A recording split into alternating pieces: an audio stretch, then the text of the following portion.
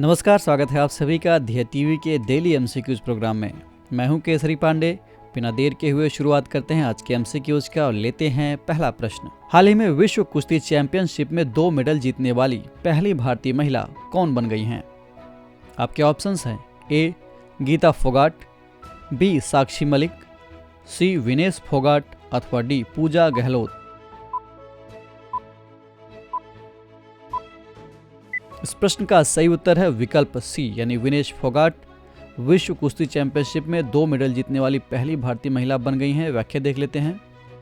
विनेश फोगाट विश्व कुश्ती चैंपियनशिप में 2 मेडल जीतने वाली पहली भारतीय महिला बन गई हैं।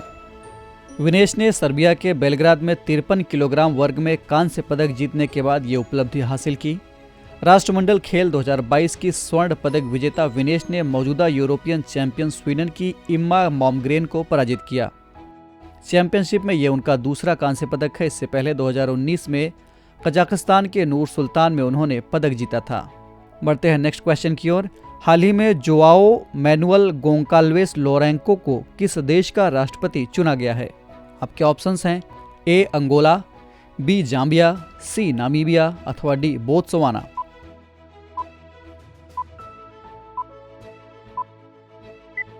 इस प्रश्न का सही उत्तर है विकल्प ए यानी अंगोला के राष्ट्रपति बने हैं मिस्टर लोरेंको।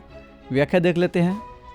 प्रधानमंत्री श्री नरेंद्र मोदी ने जोआओ मैनुअल गोंकाल्वेस लोरेंको को अंगोला के राष्ट्रपति के रूप में फिर से चुने जाने पर बधाई दी है। The Popular Movement for the Liberation of Angola यानी MPLA के नेता लोरेंको 68 वर्ष के हैं। पिछले दिनों संपन्न हुए चुनाव में उन्होंने मामूली अंतर से जीत दर्ज की है। MPLA लगभग 47 वर्ष से अंगोला की सत्ता पर काबिज है। बढ़ते हैं नेक्स्ट क्वेश्चन की ओर यानी तीसरे प्रश्न की ओर। जिमेक्स 2022 यानी जिमेक्स 2022 निम्नलिखित में से किन 2 देशों के बीच नौसेना युद्धाभ्यास है? नेवल एक्सरसाइज है ये। ऑप्शंस हैं A Bharat Australia, B Bharat Japan, C Bharat Sri Lanka अथवा डी भारत और बांग्लादेश।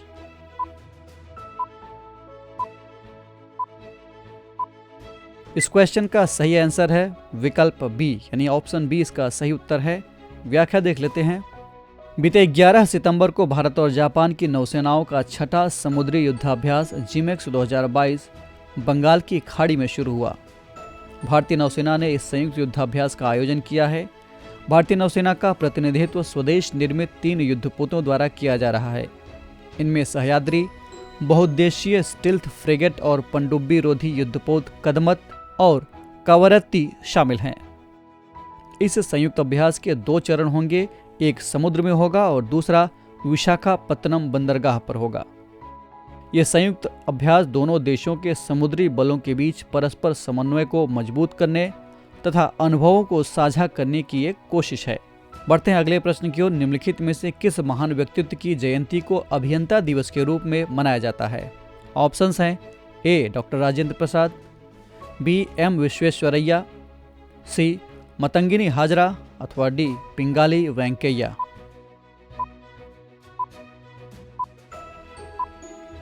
इस प्रश्न का सही उत्तर है विकल्प बी यानी एम विश्वेश्वरैया की जयंती को अभियंता दिवस के रूप में मनाया जाता है। एक्सप्लेनेशन देख लेते हैं। भारत में हर साल 15 सितंबर को अभियंता दिवस यानी इंजीनियर्स डे के रूप में मनाया जाता है। इसी दिन भारत के इस महान अभियंता और भारत रत्न मोक्ष गुंडम विश्वेश्वरैया का जन्म हुआ था। एम विश्वेश्वरैया भारत के महान इंजीनियरों और प्रमुख राष्ट्र निर्माताओं में से एक थे। इनका जन्म 15 सितंबर 1860 को तत्कालीन मैसूर रियासत में चिकबल्लापुर के नज़दीक मुड्डेनहल्ली में हुआ था।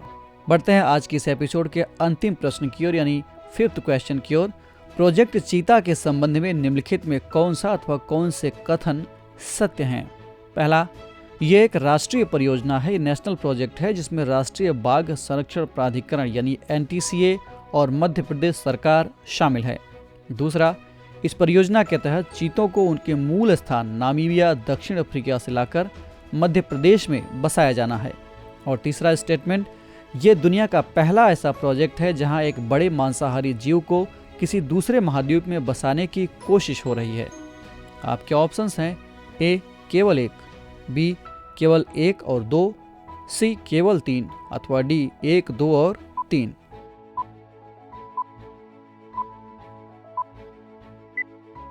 इस प्रश्न का सही उत्तर है विकल्प डी, यानी प्रश्न में दिए गए तीनों कथन सत्य हैं।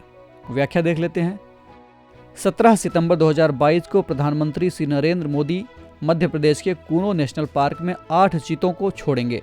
इन 8 चीतों में 3 नर और 5 मादा चीते हैं। इस प्रक्रिया को प्रोजेक्ट चीता के तहत पूरा किया जा रहा है।